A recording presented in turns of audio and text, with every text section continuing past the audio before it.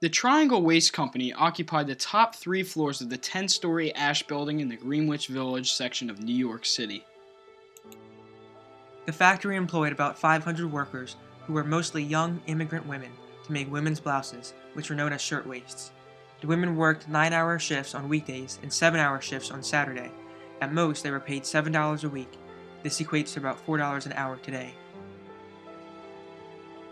The building was deemed fireproof, although the doors, trim, window frames, and floors were all made out of wood.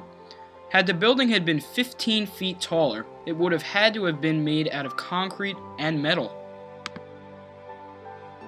The owners of the factory, Isaac Harris and Max Blank, hired contractors who would hire workers at no fixed pay rate. They refused to install any type of fire safety devices, such as sprinklers or extinguishers, because they most likely had plans to set the building on fire themselves, which they had done in the past to collect insurance money. The New York Times reported a man advising the owners to install sprinkler systems, in which they replied, "Let 'em burn. There are a lot of cattle anyway." This just shows how ruthless and uncaring the owners were. It had been over 2 months since the fabric byproducts and other trash had been collected, and so the floor was littered with them. The only firefighting equipment available were 6 buckets full of water, which did absolutely nothing to help. So at the end of the workday on March 25, 1911, a fire erupted. The fire spread quickly as the fabric byproducts and oil lubricants quickly ignited. As the women panicked, they tried to escape through the elevator, stairs, and a fire escape. Unfortunately, the one stairwell was locked, and the other only opened from the outside in order to prevent the women from stealing. There was only one entrance to the fire escape, and as the women were crowding onto it, it collapsed. There's a fire! We have to go down the stairs or something to get out. We can't, the door is locked. Let's try the fire escape. There were 2 elevators in the building. However, on the day of the fire, only one worked. The elevator could only hold about 15 women, and it only made about 2 or 3 trips down before its rails were warped from the fire and had to stop working. Given all these circumstances, there was literally no hope for the women to escape.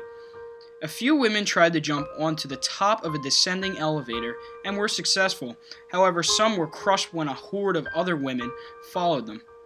Other women jumped out of the windows, falling to their death, while others were burned to death. Firefighters were on the scene. However, the ladders were still over 20 feet too short, despite being fully extended. The owners of the building were present on the day of the fire, and were able to escape to the roof and jump to an adjacent building to safety, without bringing any women with them. When the fire was finally extinguished, 146 people had died. 123 women and 23 men. Some of the victims' remains were too deformed to be identified. A week after the tragedy, New York City held a funeral procession for the unclaimed dead. Over 120,000 people participated in the funeral. The owners were put on trial. However, the jury acquitted them based on the fact that they apparently did not know the doors were locked. They later collected over $200,000 worth of insurance money.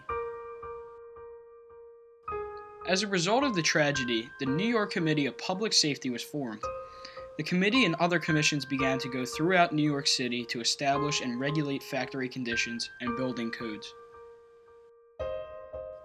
In October of 1911, the Sullivan-Hoey Law was passed, which established the Bureau of Fire Prevention and expanded the power of fire commissioners. Someone dropped a match or a cigarette, and within minutes, the factory, which occupied the top 3 floors of a 10-story building, became an inferno. Fire ladders, which reached only 6 floors, were useless. The fire escape collapsed under the weight of desperate workers trying to escape. One of the doors, it would be reported, was locked.